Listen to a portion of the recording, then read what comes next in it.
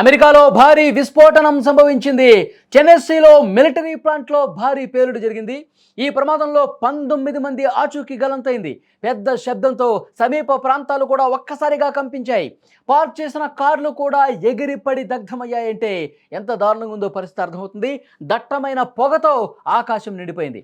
15 మైళ్ళ దూరం వరకు ఈ శబ్దం వినిపించింది. పేలుడుకు గల కారణాలు ఇంకా తెలియరాలేదు. అమెరికాలోని టెన్నెస్సీ రాష్ట్రంలో పెను విషాదానికి సంబంధించిన వార్త మీరు చూస్తున్నారు. ఒక మిలిటరీ యుద్ధ సామాగ్రి ప్లాంట్లో సంభవించిన ఈ భారీ పేలుడు ఆ ప్రాంతం మొత్తాన్ని ఒక్కసారిగా కుదిపేసింది. ఈ ఘటనలో 19 మంది ఉద్యోగులు మాయమైపోయారు. పలువురు చనిపోయినట్లుగా అధికారులు అనుమానం వ్యక్తం చేస్తా ఉన్నారు. అమెరికా కాలమానం ప్రకారం శుక్రవారం ఉదయం 7:45 సమయంలో బక్స్నార్ట్ ప్రాంతానికి సమీపంలో ఉన్న అక్యురేట్ ఎనర్జెటిక్ సిస్టమ్స్ కర్మాగారంలో ఈ ఘోర ప్రమాదం జరిగింది. ఈ ప్లాంట్ అమెరికన్ సైన్యం కోసం పేలుడు పదార్థాలు, మందుగుండు సామాగ్రిని తయారు చేసి పరీక్షలు చేసేందుకు ఉపయోగిస్తారని సమాచారం వస్తుంది. అక్కడ ఈ భారీ పేలుడు ధాటికి కర్మాగారంలో ఒక భవనం పూర్తిగా నేలమట్టమైపోయింది. పేలుడుకి అక్కడ ఏముందో కూడా చెప్పడానికి ఏమీ మిగలని పరిస్థితుంది. పేలుడు జరిగిన స్థలంలో దాదాపు 1/2 మైలు దూరం వరకు శకలాలు, ధ్వంసమైన కార్ల భాగాలు చెల్లా చెదురుగా పడి ఉన్నాయంటే ఎంతటి పవర్ఫుల్ బ్లాస్ట్ అక్కడ జరిగింది, ఎంత ఉధృతంగా అక్కడ బ్లాస్ట్ జరిగిందో కూడా అర్థమవుతుంది. ఆకాశంలో దట్టమైనటువంటి పొగ అలుముకుంది. అసలు అక్కడ ఉన్నటువంటి సమీప ప్రాంతాల ప్రజలకు ఏం జరిగిందో కూడా అర్థం కాని పరిస్థితుంది. ఆ శబ్దం 15 మైళ్ళ వరకు వినిపించిందంటే అంటే దాని తీవ్రత ఏ స్థాయిలో ఉందో అర్థం చేసుకోవచ్చు. 15 మైళ్ళ వరకు అంత భారీ శబ్దం రావడంతో లోపల ఉన్నటువంటి పేలుడు సామాగ్రి కావచ్చు, సమీపంలో ఉన్న కార్లు కావచ్చు, అన్నీ కూడా తునాతునకలైపోయినాయి. మొత్తం అసలు విసిరేసినట్టుగా అక్కడ ఉన్నటువంటి ఉద్యోగుల శరీర భాగాలు కూడా దొరకలేదు అంటే సిచ్యువేషన్ ఎంత తీవ్రంగా ఉందో అర్థమవుతుంది. స్థానిక ప్రజలు భయపడిపోయారు. సమీపంలోని లోబిల్విల్లే ప్రాంతంలో ఉన్న ఇళ్ళు, పార్క్ చేసిన వాహనాలు కూడా ఒక్కసారిగా కంపించాయి. నిద్రలో ఉన్న వాళ్ళకి ఇల్లు కూలిపోతుందేమో, ఎక్కడైనా భూకంపం వచ్చిందా, మనం నేలమట్టం అయిపోతామని చెప్పి అంత భయపడిపోయి రోడ్ల మీదకు పరుగులు తీసిన పరిస్థితుంది. అంటే ఆ పేలుడు 15 మైళ్ళ వరకు ఒక పెద్ద శబ్దంతో వచ్చిందంటే అసలు ఆ పేలుడు జరిగిన కర్మాగారంలో పరిస్థితి ఏంటనేది కూడా అర్థం చేసుకోవచ్చు. ఒక్కసారిగా ఆ కర్మాగారంలో పేలుడు ధాటికి అందులో యుద్ధానికి సంబంధించినటువంటి పరికరాలు తయారవుతున్నటువంటి ప్లాంటు, ఆ పేలుడికి మొత్తం ఏమీ మిగలలేదు. కనీసం అసలు గుర్తుపట్టడానికి ఆనవాళ్ళు కూడా దొరకని పరిస్థితుంది. ఒక్కసారిగా జరిగిన బ్లాస్ట్తో అక్కడ ఉన్నటువంటి బిల్డింగ్ కుప్పకూలిపోయి మొత్తం చెల్లాచెదిరిపోయి దట్టంగా పొగ అలుముకుంది. ఆకాశంలో ఉవ్వెత్తున మంటలు, పొగ ఎగిసిపడేసరికి అందరూ కూడా భయకంపితులైపోయినటువంటి పరిస్థితుంది. ఈ ఘటన జరిగిన వెంటనే సహాయక బృందాలు ఆ ప్లాంట్ వద్దకు చేరుకున్నాయి. ఆ సమయంలో చిన్న చిన్న పేలుళ్ళు ఇంకా జరుగుతూనే ఉన్నాయి. వాళ్ళు రెస్క్యూ చేయడానికి వచ్చినప్పుడు ఇంకా చిన్న చిన్న బ్లాస్ట్లు అక్కడ కొనసాగుతూనే ఉన్నాయి. సహాయక కార్యక్రమాలు చేపట్టడానికి కొంత ఆటంకం ఏర్పడ్డ పరిస్థితుంది. ఈ ప్రమాదంలో 19 మంది ఉద్యోగులు గల్లంతైపోయినట్టుగా ఇన్ఫర్మేషన్ వస్తుంది. అసలు వాళ్ళు ఆ సమయంలో ఉద్యోగులు ఉన్నారా లేదా, అసలు తునాతునకలైపోయారా, కనీసం గుర్తుపట్టని స్థాయిలో అక్కడ పరిస్థితులు ఉన్నాయి. అక్కడ ఉన్నటువంటి రెస్క్యూకి వచ్చినటువంటి సిబ్బంది షాక్ అయిపోయారు. ఇంత తీవ్రమైనటువంటి పేలుడు ఎందుకు జరిగింది, దీనికి కారణాలేంటి, అసలు ఇంత పెద్ద ఎత్తున పేలుడు జరగడానికి ఏమై ఉంటుందని కూడా వాళ్ళు మల్లగుల్లాలు పడుతున్నారు.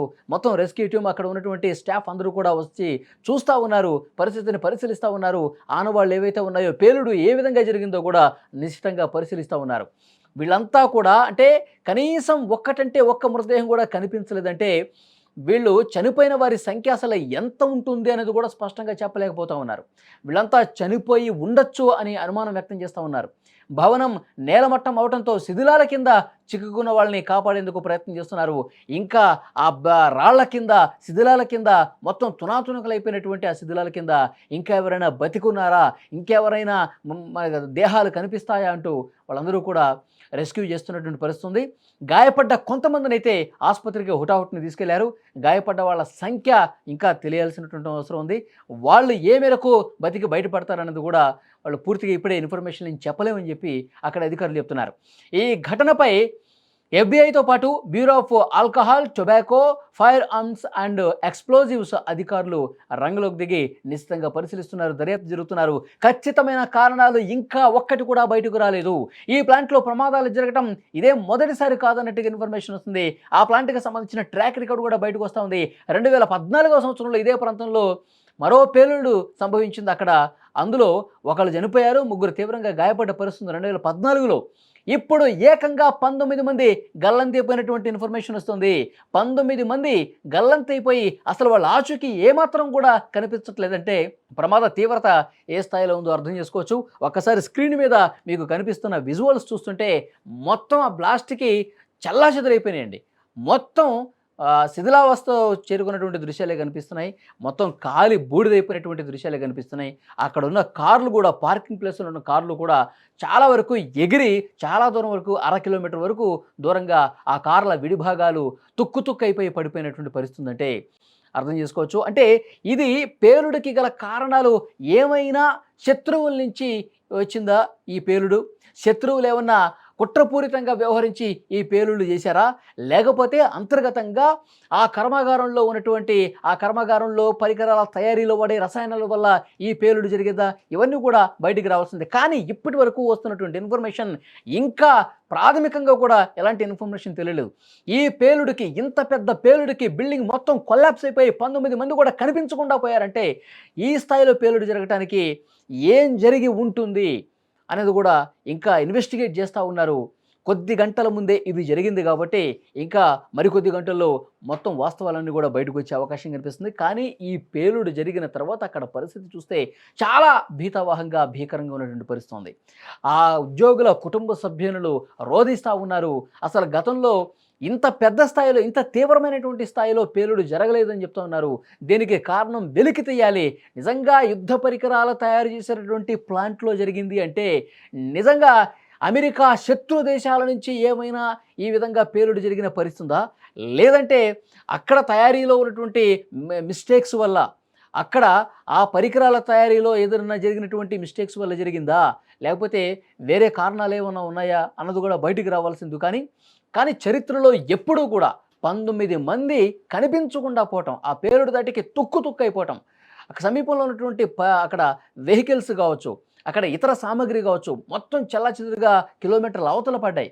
అక్కడ నివాస ప్రాంతంలో ఉన్నటువంటి ఇల్లు కూడా కంపించింది, భూమి కూడా కంపించిందంటే ఎంత తీవ్రమైనటువంటి పేలుడుగా ఉందో దీన్ని అర్థం చేసుకోవాలి. మొత్తం టెన్నెసీ రాష్ట్రం మొత్తం కూడా ఒక పెను విషాదం అలుముకున్న పరిస్థితి. మిలిటరీ యుద్ధ సామాగ్రి ప్లాంట్లో సంభవించినటువంటి ఈ ప్రాంతం ఒక్కసారిగా బ్లాస్ట్కి అంతా కూడా భయపడిపోయిన పరిస్థితి. ప్రస్తుతం ఇన్వెస్టిగేషన్ అయితే చాలా సీరియస్గా జరుగుతున్నటువంటి పరిస్థితి. రెస్క్యూ జరుగుతోంది. శిథిలాల కింద చిక్కుకుపోయిన వాళ్ళందరినీ కూడా కాపాడుతూ ఉన్నారు. వాళ్ళని ఒకటొకటిన అంబులెన్స్లో ఆసుపత్రులకు తీసుకెళ్తున్నారు. చాలామంది అసలు కనిపించకుండా పోయారు. ఇంకా తవ్వుతూ ఉన్నారు లోపల ఆ మట్టి పెళ్ళల కింద, రాళ్ల కింద ఇంకెవరైనా బతుకుంటారు అని చెప్పి వాళ్ళు రెస్క్యూ చేస్తూ ఉన్నారు. కానీ రెస్క్యూ చేస్తున్న సిబ్బంది కూడా ఆశ్చర్యపోతూ ఉన్నారు. వాళ్ళు కూడా చాలా ఆవేదన భరితంగా ఉన్నటువంటి పరిస్థితి. పీసులు కనిపిస్తున్నాయి, కొన్ని చోట్లయితే శరీర భాగాలు కనిపిస్తున్నాయి. అంత తీవ్రమైనటువంటి పేలుడు జరిగింది. 19 మంది ఇప్పటివరకు అయితే అక్కడ ఉద్యోగులు కనీసం ఒకళ్ళంటే ఒకళ్ళ ఆచూకీ కూడా లభించలేదు అని చెప్పి ఇన్ఫర్మేషన్ వస్తుంది. మరికొద్ది గంటల్లోనే ఈ పేలుడుకు అసలు కారణాలు బయటకు వచ్చే అవకాశం ఉంది.